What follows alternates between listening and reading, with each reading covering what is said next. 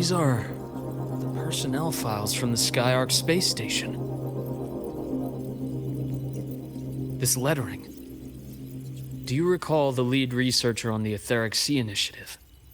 The one we saw in the hologram during our first visit? Professor Junchi. Yes. During his lecture, he mentioned a scholar who had just joined the project, Wei Ying, but his introduction was cut short. I've found that scholar's record in the system, and her name. The letters of this name are a perfect match with those engraved on that pen. Are you saying that scholar is the Grand Architect? According to these records, the Etheric Sea Initiative was stalled due to a lack of funding until she joined. Then, it was pushed back on track. Her involvement influenced the CSC's decision on this project. But everything else about her birthplace, employment history, or academic background is missing. Sounds like another identity borrowed by the Grand Architect. Indeed. It seems we've just traced this thousand-faced individual back to an even earlier point in Solaris' history. These records also show Wei Ying took great interest in the CSC and Etheric Sea Initiative during that period. That must be why she infiltrated the Skyark space station. The universe. What secrets is it hiding behind all those infinite stars? I really want to know.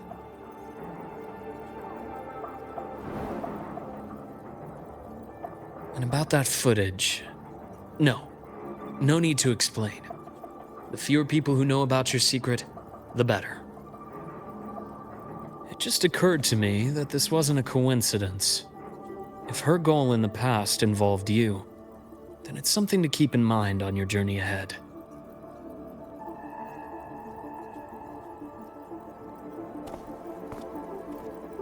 The Etheric Sea. That might have been my entry point to Solaris after leaving my distant homeland. Wei Ying was interested in the Etheric Sea before its planet-wide spread. Did she want to use it as a medium to reach somewhere beyond? I will. Given her nature, it's only a matter of time before we meet again. The more she appears, the more she gives away. If she enjoys playing games, then it means she'll follow some rules at least. Otherwise, she'd die of boredom.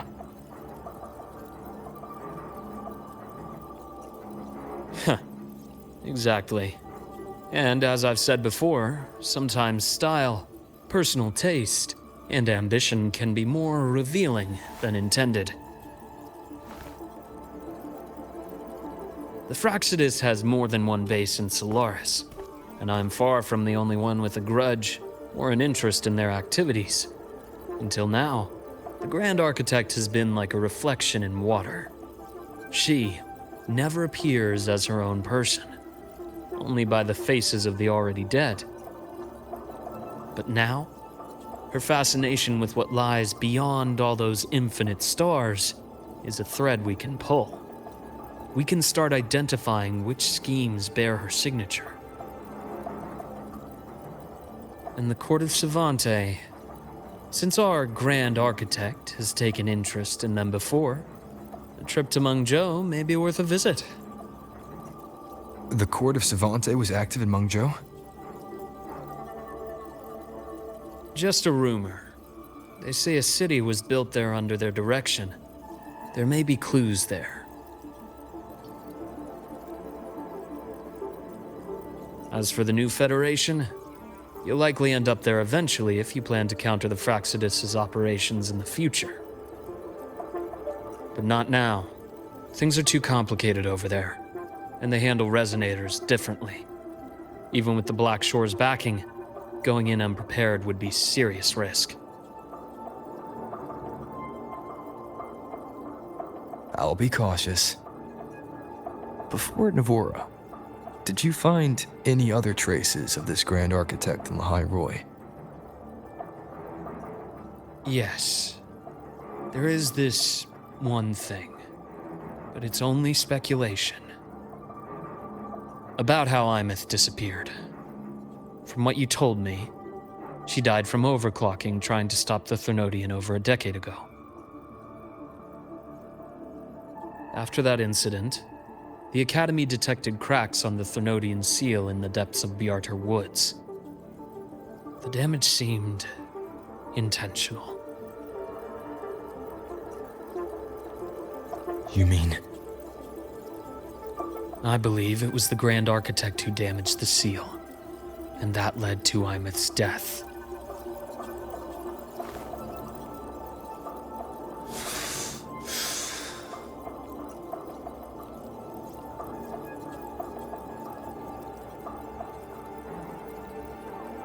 Lucila's people will handle things here now. We should leave. To where? Let's go clear our minds. You shouldn't sit with this alone.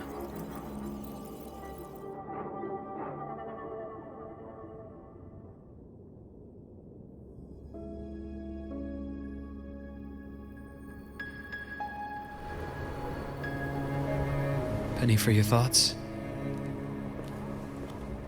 There's too many to count. Feel like talking about it? Maybe a little.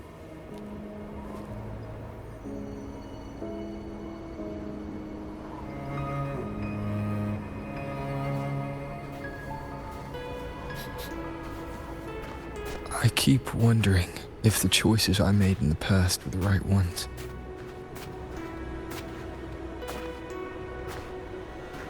I still don't know why I chose to erase my memories.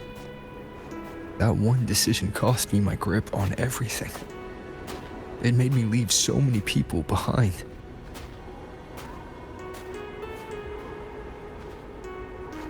You, Imeth, those at the Black Shores, and probably more I don't even know or remember now. I pulled everyone into my grand plan to save the world. And when it mattered most, I wasn't even there. If we can't save Imeth, she'll just be forgotten, left to drift in the void forever. Even if that hadn't happened, your path was always destined to diverge from most of ours. You know your lifespan is immense. Barring some accident, most of us will leave this world long before you. Death and goodbyes are a final lesson no one escapes. But for you, it's a question that lingers for an exceptionally long time. You're right. Since you already know that, you should also see that everyone else has already given their answer. You're still the same person you were before. Just as resilient, still bringing hope to others. That's why, after all these years, we're still willing to stand with you. And it's not because you're a supposed savior. It's because you've always been you. And we're not just doing this for you. We're doing it for Solaris, for the future we all chose to fight for. We chose this path ourselves. You have nothing to feel guilty for. One can only move forward by making peace with what's lost. You taught me that a long time ago. In the end, I failed to find my father's murderer. I failed to protect Rhine. I failed to protect my own family.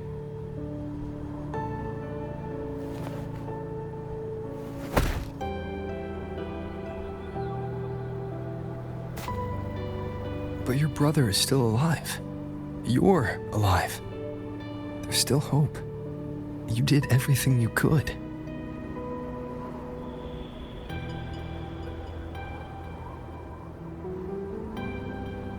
Who knows when I'll wake up next time.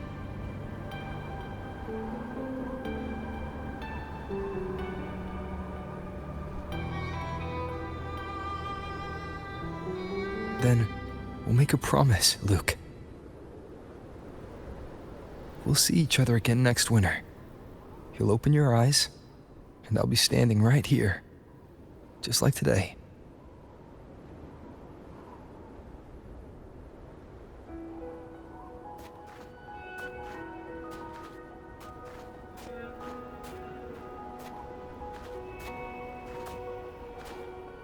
Come now. Enough with that face. Some candy?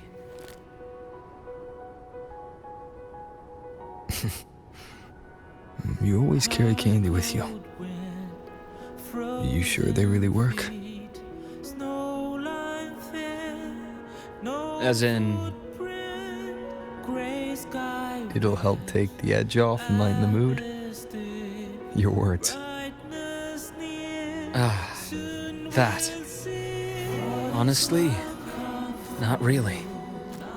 It's become more of a habit of mine. As a boy, I'd have one whenever things felt too big to handle. Sweetness was a distraction, something to look forward to.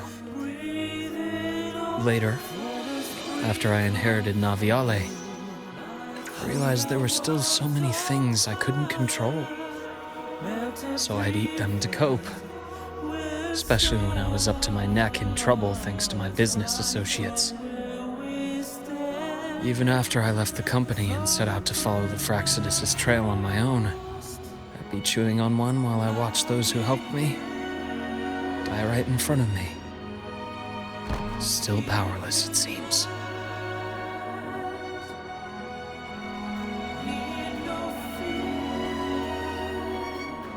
So I've come to believe that no matter how strong a person becomes, not everything can be done perfectly. In life, many things are beyond our control.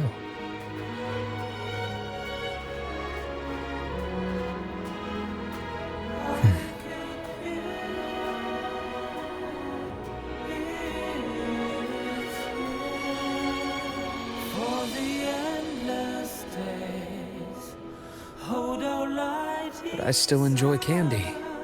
It reminds me that meeting people is still a gift, even if I know I might lose them one day. If you let grief and anger burn you out, you become obsessed with results. You forget the joy you felt along the way. A little sweetness helps keep the numbness at bay.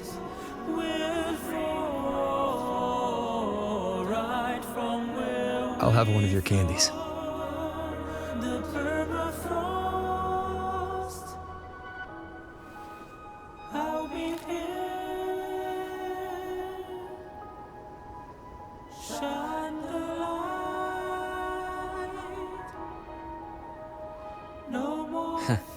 How does it taste?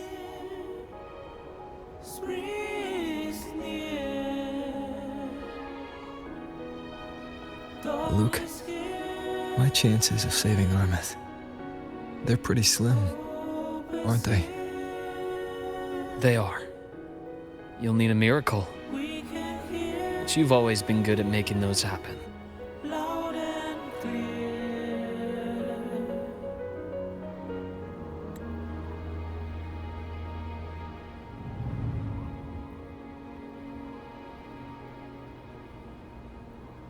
Thanks for the candy. You're very welcome.